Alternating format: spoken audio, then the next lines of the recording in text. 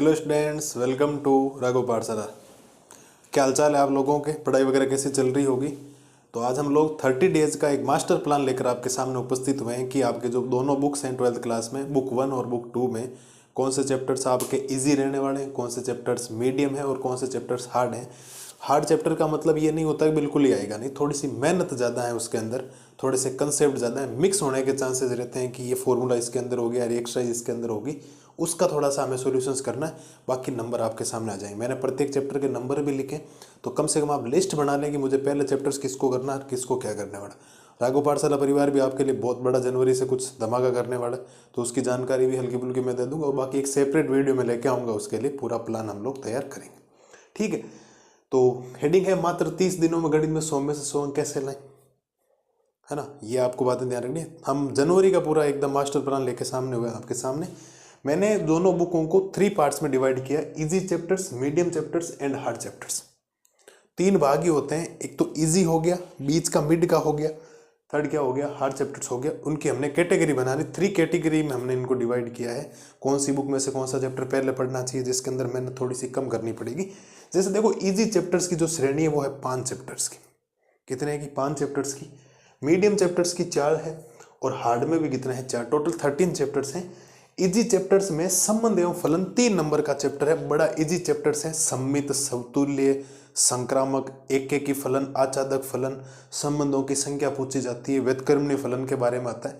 हल्की फुल्की बातें अगर आप थोड़ा सा डिटेल लेके चलेंगे तो ये 3 मार्क्स आप इजी वे में कैरी कर सकते हो, आराम से ला सकते हो, कोई समस्या आएगी नहीं उसके अंदर। ठीक है, पहले चैप्टर्स में क्या पढ़ना है क्या नहीं, हम लोग रणनीति पूरी बनाएंगे। आगे जनवरी में आपको पढ़ाऊंगा, पहले चैप्टर से लेकर लास्ट चैप्टर तक हम एंडिंग तक जाएंगे। आगे है प्रतिलोम त्रिकोणमितीय फलन, 4 नंबर का चैप्टर है। बड़ा सिंपल एकदम है, मुख्य मान आपको आना चाहिए और फॉर्मूले याद है इस चैप्टर में। इसका मतलब 4 आउट ऑफ 4 आएंगे आपके, 4 में से 4 नंबर आने के पूरे चांसेस है। केवल और केवल प्रतिलोम त्रिकोणमितीय फलन में आपको 11वीं और 12वीं के क्या हो याद होने चाहिए, सूत्र याद होने चाहिए। मुख्य मान का थोड़ा सा क्राइटेरिया ज़्यादा होता है इसके अंदर, मुख्य मान बहुत ज़्यादा आता है, उनकी परिसर थोड़े से ध्यान रखना है आपको उनके हिसाब से।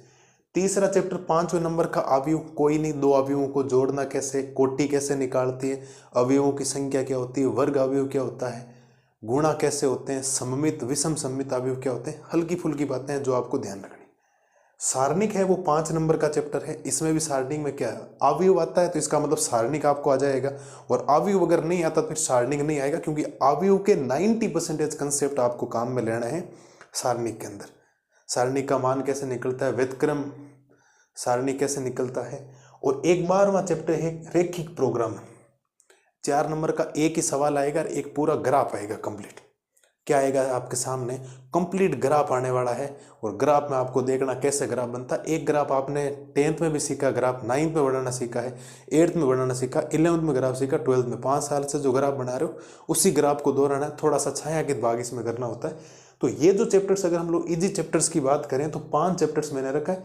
पहली किताब के 4 चैप्टर रखे हैं और दूसरी किताब का 1 चैप्टर्स रखा है। और अगर आप इनके नंबर काउंट करोगे तो 5 5 10 और 4 हो गए 14, 14 और 4 18, 18 और 3 क्या हो जाएंगे 21 अंक। इसका मतलब आप इन 5 चैप्टर्स को कर लेते हो तो 21 मार्क्स आपके आ जाएंगे। इसमें क्या सवाल आते हैं, एमसीक्यू भी आते हैं, फिल इन द ब्लैंक्स भी आते हैं, अति लघुरात्मक भी आते हैं, लघुतरात्मक भी आते हैं।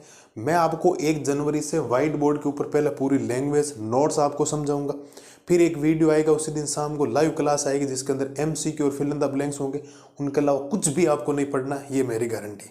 और फिर एक वीडियो आएगा 1.1 में, अगर सपोज देर 1.1 और 1.2 में 10 क्वेश्चन सेलेक्टेड हम लोग करेंगे, 12 क्वेश्चन जितने इंपॉर्टेंट हो सकते हैं जो एग्जाम में आ सकता है उनका 1 शॉट से रिवीजन करवाऊंगा। और ध्यान रखना, ज़्यादा भटकने की जरूरत है नहीं, आपको एनसीईआरटी को करना है 100%। कितने परसेंट करना है जी, एनसीईआरटी आपके 100% कवर अप होनी चाहिए। और इसके साथ में आपको पीवाईक्यू करना है। क्या करने हैं, पीवाईक्यू प्रीवियस ईयर क्वेश्चंस करने हैं, लास्ट ईयर कैसे क्वेश्चंस आते हैं, कैसे मॉडल पेपर आया था, सारी चीज़ें हम लोग करेंगे आपके लिए। बेहतरीन 1 जनवरी से शुरुआत होगी शानदार तरीके से, कहीं पढ़ने की जरूरत नहीं। ये मैं आपसे वादा कर सकता हूँ कि आपने अगर 1 शॉट देख लिया, जो 2 दिनों के अंदर 1 चैप्टर होगा, और 26 दिनों तक लगातार देख लिया, 26 डेज, मैं डेफिनेटली गारंटी के साथ कह सकता हूँ उसके बाद आपको मैथमेटिक्स में कहीं जाके पढ़ने की जरूरत नहीं। आप उनको केवल रिवीजन कर लेना, आपके बोर्ड में 100 आउट ऑफ 100 आ जाएंगे, ये अपना वादा है। कोई झूठा वादा नहीं कर रहा हूँ, रिसर्च करेंगे हम लोग हर क्वेश्चंस की, कैसा आएगा और कैसा नहीं आएगा। शानदार तरीके से हम लोग आपके काम करने वाले हैं और एक एक क्वेश्चंस को बेहतरीन तरीके से समझाएं। मैं चाहूँ तो मैराथन क्लास 2-3 घंटे की टेबलेट में भी ले सकता हूँ, बट मज़ा नहीं आएगा। एक वाइट बोर्ड पे समझाने का एक अलग तरीका होता है, साक्षात आपको मैं दर्शन भी दूंगा तो थोड़ा सा अच्छा भी लगेगा आपको, है ना। वरना ठीक है, टेबलेट पे चल रही है क्लासें, बढ़िया बात है, उसमें एक लाइव क्लास रखेंगे MCQ, ताकि इतने लिखना नहीं पड़े, उसके हिसाब से आपका काम हो जाएगा। फिर अगर हम लोग बात करें, ये आपके सामने आ गए मीडियम चैप्टर्स में, मैंने 4 को रखा है। एक है समाकलन के अनुप्रयोग। आपको देखो समाकलन मैंने यहाँ कैटेगरी हार्ड में रखी, समाकलन नहीं आता तो फिर समाकलन के अनुप्रयोग नहीं आएंगे। फिर सदिश बीजगणित मैंने मीडियम इसीलिए रखा है क्योंकि थोड़े से फॉर्मूले मिक्स ज़्यादा हो जाते हैं, इसीलिए थोड़ा ध्यान रखना, नंबर भी बहुत होते हैं साथ। त्रिविमीय ज्यामिति, ये चैप्टर्स थोड़ा सा ज़्यादा नंबर का कर दिया, कम चीज़ें इसके अंदर, ज़्यादा सवाल भी नहीं, 10-12 सवाल हैं और 9 नंबर के आते हैं। और प्रायिकता कितनी है, 7 नंबर की फिक्स चीज़ें हैं। तो अगर मैं मीडियम चैप्टर्स की बात करूँ तो कितने अंक हो रहे हैं, 7 और 4 कितने हो गए, 11, 11 और 9 हो गए 20, 20 और 7 क्या हो गए आपके 27 अंक आपको ये दे के जाएंगे मीडियम चैप्टर्स। पहले आप इन 21 अंकों को पूरा करेंगे कंप्लीट 100%, किसी प्रकार का कोई डाउट नहीं होना चाहिए। एक एक कंसेप्ट को हम लोग कवर अप करेंगे। हमारी लगातार 4 तक सीरीज चलेगी, फिर सारणी के बाद 5वां चैप्टर, 6वां चैप्टर, लगातार 2 दिनों में एक चैप्टर खत्म हम लोग करने वाले हैं और बेहतरीन तरीके से आपके लिए रिविजन मैं आपको करवाऊंगा, चिंता मत करो। रैखिक प्रोग्राम है, ऐसे हो गया, फिर ये हो गया। अब थोड़ी सी जो चीज़ें हैं ना, इसमें आपको ये याद रखना है और इसमें सबसे ज़्यादा इंपॉर्टेंट है समाकलन। तो मैंने देखो इसको सातत्य एवं अवकलनीयता को भी हार्ड में ही रखा क्योंकि चैप्टर लंबा है, 8 नंबर का है। अवकलज के अनुप्रयोग, ये दोनों सेम चैप्टर है, ये आएगा तो ये चैप्टर आपको आ जाएगा 6 नंबर का है। समाकलन तो 12 नंबर का है, सब बहुत बड़ा नंबर होता है। फिर एक अवकल समीकरण है 6 नंबर का। तो देखो 12 और 8 हो गए 20, 20 और 12 हो गए आपके 32 अंक। ये भी बहुत बड़ा नंबर होता है, 32 अंक का, छोटा मोटा नंबर नहीं कह सकते आप लोग। और अगर आप लोग जोड़ोगे तो 27 और 21 और 32 को जोड़ लेना, पूरे के पूरे नंबर कंप्लीट हो रहे हैं। और एक एक चीज़ आपके सामने मैंने रखी, शानदार तरीके से आपके सामने चीज़ें होने वाली, हम लोग बेहतरीन तरीके से आपके सामने रिप्रेजेंट करेंगे हर चीज़ को। ऐसे नहीं होगा कि आपको कुछ चीज़ समझ में नहीं आएगी, हर चीज़ को हम बेहतरीन तरीके से आपको समझाने का प्रयास करूंगा और गारंटी मेरा यही रहेगा। टारगेट हम लोग लेके जो चल रहे हैं वो 100 आउट ऑफ 100 का लेके चल रहे हैं। ज़्यादा आपको रिवीजन कुछ भी नहीं करना, मेरे साथ आप जुड़े रहना। 1 महीने के बाद में आपको खुद वो फर्क नज़र आ जाएगा कि आप मैथमेटिक्स में कहाँ से कहाँ पहुँच गए हो। इन चैप्टर्स को पूरा रिवीजन करवाना और इन 4 में से 4 नंबर लाना, अगर ये 9 नंबर का तो 9 में से 9 नंबर लाना, ये मेरी जिम्मेदारी, आप चिंता मत करो। हम लोग किसी भी चैप्टर को पार्ट 3 में डिवाइड करेंगे। कितने भागों के अंदर, पार्ट 3 में करेंगे, पार्ट नंबर 1, पार्ट 2 और पार्ट नंबर 3। पार्ट नंबर 1 आपका नोट्स का आएगा, पार्ट नंबर जो 2 आएगा वो MCQ आएगा और ये NCERT के क्वेश्चंस आएगा। क्या आएंगे आपके NCERT के क्वेश्चंस आएंगे। इसको हम लोग व्हाइट बोर्ड के ऊपर करेंगे, इसको व्हाइट बोर्ड के ऊपर। लेकिन MCQ वाली क्लास क्या आएगी आपकी, लाइव सेशन आपके सामने रहने वाला है, जिसके अंदर आपको एज ए टेस्ट के प्रति पता लग जाएगा। आप सुबह जो लैंग्वेज में समझाऊंगा पूरी कितनी याद रही या नहीं रही, 4-5 घंटे बाद लाइव क्लास आएगी तो आपको नोट्स याद रखने, फिर उसका रिवीजन होने के लिए आपको बहुत बढ़िया तरीके से आपको टाइम मिल जाएगा अच्छी तरीके से। ज़्यादा कोई समस्या आपको आएगी नहीं। और किसी प्रकार की कोई समस्या हो तो मैंने नंबर आपको दे रखे हैं, आप कॉल कीजिए। 1-2 बजे तक मैं जागता रहता हूँ, आपको जवाब जरूर दूंगा, पक्की बात है ये, ठीक है। मेन मुद्दा क्या होता है, बच्चे भटक बहुत जाते हैं। आपको थोड़ा सा NCERT के ऊपर गौर करना। अगर किसी बच्चे को NCERT भी नहीं आ रही है, फिर वो दूसरे क्या होता है, सैंपल पेपर लगा रहा है, या उसका दोस्त कोई दूसरी चीज़ पढ़ रहा है उसको पढ़ रहा है, नहीं। आप तो 1 शॉट देख लेना, 1 जनवरी से 30 जनवरी तक जो चलेंगे आपके सामने, उनको आप देख लें। उसके बाद आपको मैथ में लग जाएगा कि हमारी मैथ में स्थिति यहाँ पर थी, हम यहाँ पहुँच गए।